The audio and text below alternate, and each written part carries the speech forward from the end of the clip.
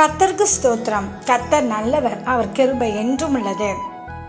இந்த நாளுக்காக எடுத்துக்கொள்ளப்பட்ட வேத வசனம் சங்கீதம் 116 12வது வசனம். கர்த்தர் எனக்கு செய்த எல்லா உபகாரங்களுக்காகவும் அவருக்கு எண்ணத்தை செலுத்துவேன். ஆமேன். இதை பார்த்து கொண்டிருக்கிற பிரியமான சகோதர சகோதரிகளே, தேவன் உங்ககிட்டே என்கிட்ட விரும்புகிறது நாம் எல்லா காரியத்துக்காக நன்றி செலுத்த வேண்டும். அது தேவன் நம்மக்கிட்ட விரும்புகிறார்.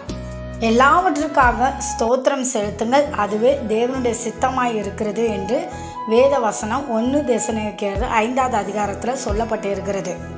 இயேசுக்கிட்ட 10 குஷ்டரோகிகள் வந்து சுகம் பெறும்படி வந்தார்கள். ஆனால் 10 குஷ்டரோகிகளும் சுகமாகி திரும்பி போகும்போது ஒருவன் மட்டும் திரும்பி வந்து இயேசுக்கு வந்து நன்றி செலுத்துகிறான், ஸ்தோத்திரம் செலுத்தினான். இயேசுவனை பார்த்து கேட்டார், நான் சுகமாக்கினது 10 பேர் அல்லவா, நீர் ஒருவன் மாத்திரம் வந்திருக்கிற அப்படின்னு. அதே போல் நாம் இருக்கக்கூடாது. எல்லா காரியத்துக்காக ஸ்தோத்திரம் செய்வது தான் தேவனுடைய சித்தமாக இருக்கிறது. அவர் துதியின் மத்தியில் தான் வாசமாக இருக்கிற தேவன், துதிகளில் பிரியப்படுகிற தேவனாக இருக்கிறார்.